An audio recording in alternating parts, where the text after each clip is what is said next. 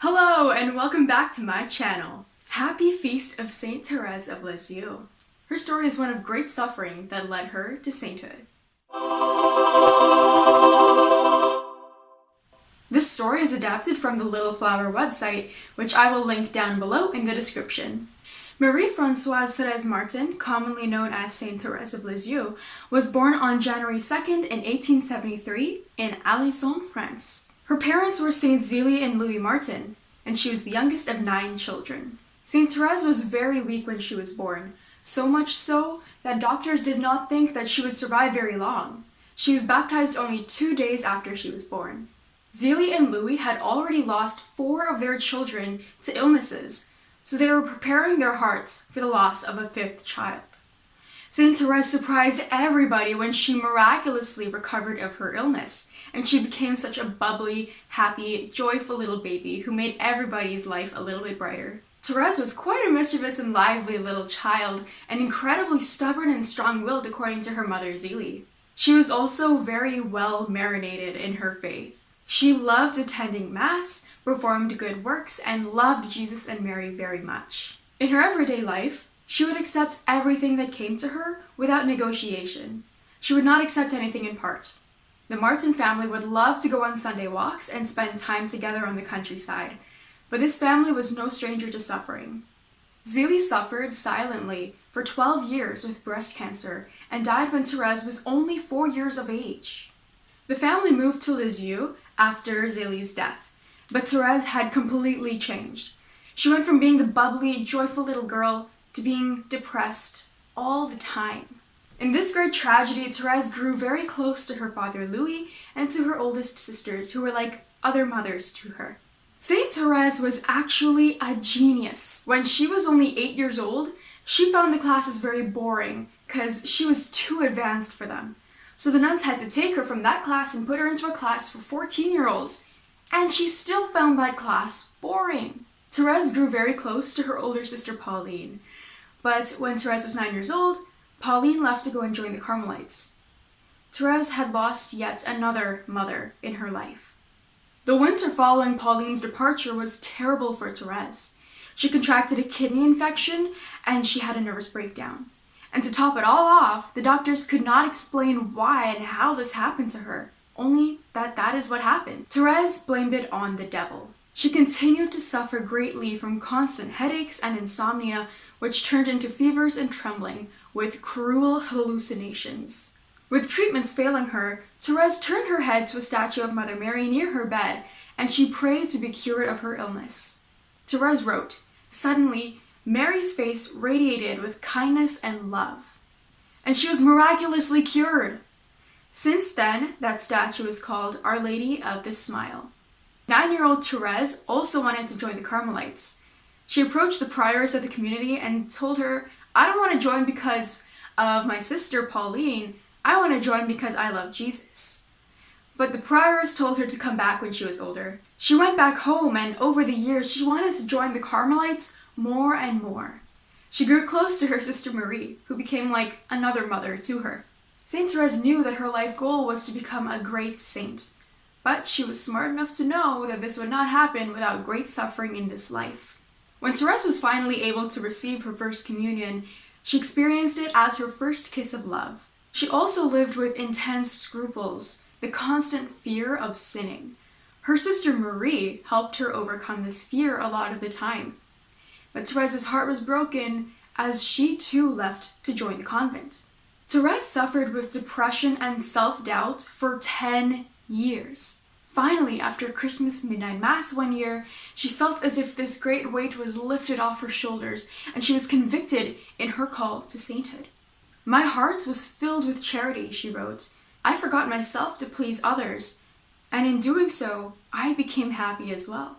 Therese had a vision that she was standing at the foot of the cross and collecting the blood of Jesus and giving it to souls. When she asked Jesus, "Is this a sign that my conviction is right, that I am meant to suffer greatly to bring souls to you?" Jesus gave her a sign that she was correct about that. Therese's sister Marie ended up joining the Carmelites, and Leonie ended up joining the Visitation Convent. Therese wasn't even 15 years old when she approached the Carmelites again to let her join. She was refused and told to return when she was 21. But the priest said to ask the bishop for permission to join if she was really that desperate. The bishop asked Therese's father Louis what she thought of this decision. When he happily responded that he was ready to give his child to God as she was willing to give herself to God, the bishop was quite fascinated.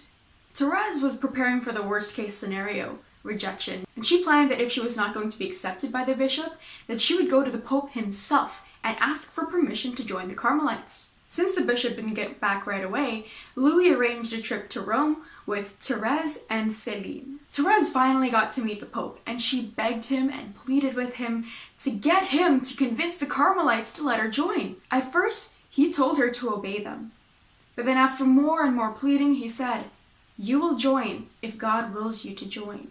She wanted to spend more time with the Holy Father, but the guards literally picked her up and dragged her out, and she was sobbing because she didn't want to leave. Finally, after waiting a little while longer, Therese was able to join Carmel. Her father Louis was not in the best of health and was diagnosed with cerebral arteriosclerosis, which developed into dementia. So Céline stayed back to help him. Therese spent her last 9 years at Carmel. The other nuns seemed to notice nothing special about her, but she worked in the sacristy, she cleaned the dining room, painted pictures, composed short plays for the sisters, wrote poems, and lived the community prayer life. Eventually, Saint Therese started to develop her little way. Through her childhood, she recognized her littleness. For example, she was unable to reach the high shelves because she was so little. She recognized that this was still the case in her spirituality. At this time, elevators were being introduced, and Saint Therese was fascinated with them, but not because of their novelty. She wrote, "I wanted to find an elevator which would raise me to Jesus, for I am too small to climb the rough stairway of perfection. I searched then in the scriptures for some sign of this elevator, the object of my desires, and I read these words coming from the mouth of the eternal wisdom. Whoever is a little one, let him come to me. The elevator which must raise me to heaven is your arms, O Jesus, and for this I have no need to grow up, but rather I have to remain little and become this more and more." And so she abandoned herself to Jesus completely, as she did when she was a little child. She accepted everything that would come to her, without compromise. Therese felt that she was so little that she wasn't able to perform even the smallest charity. She recalled what St. Paul writes, "I can do all things through Christ who strengthens me."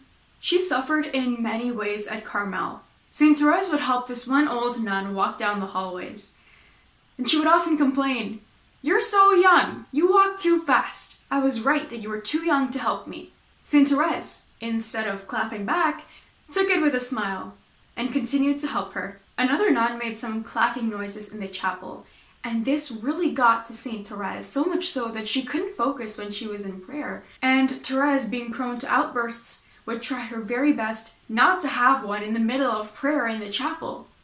And so, Therese would take the clacking noises in her head and turn it into a concert, which she offered to Jesus. Therese would also fall asleep during community prayer quite frequently, but in her little way, she remembered that parents love their children when they're asleep just as much as when they're awake. And so, God loved her even as she slept through her prayers. Therese contracted tuberculosis in 1896 and grew gravely ill over the course of the year, so much so that she could not leave the infirmary. Therese was asked by her prioress, Mother Marie de Gonzague, to write down her life story, and Therese obeyed. This is now known as her autobiography, The Story of a Soul. Therese grew so weak when she was writing this that she could not reach over to the ink pot to dip her pen. She had to start writing in a pencil. She promised before her death that she would let fall from heaven a shower of roses. Finally, on September 30th, 1987, Therese died at the age of 24. Her last words were, "Oh, my God, I love you." Within months of her death, many favors and graces were granted through her intercession. This was the shower of roses that she had promised. Her autobiography was published 1 year after her death, and her cause for canonization was opened in 1914. She was beatified on April 29, 1923, and finally canonized on May 17, 1925. Finally, on October 19, 1997, she was declared a Doctor of the Church by Saint Pope John Paul II. Countless people seek her intercession even today, including myself. She answers prayers with roses and blessings, just as she promised before her death.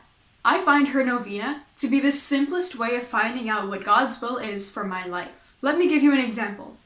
Let's say you applied to 3 universities and you got into all 3, but you want to find out what God's will is for your life.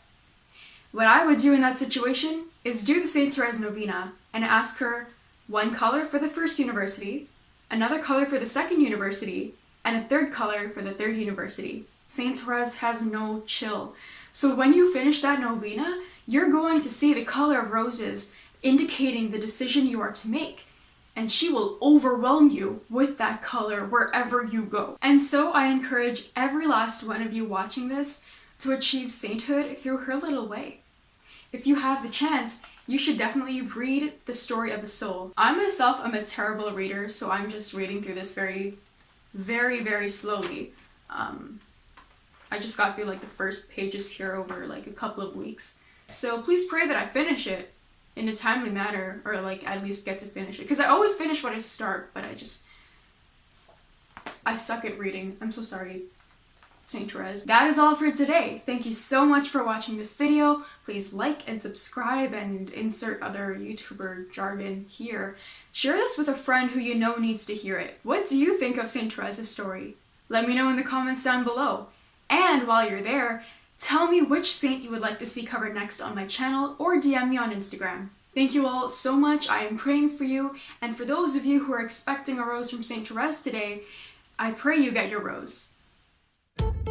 Be sure to go to the link tree in my description and connect with me across all of my socials. Also, check out the cool links that I've attached.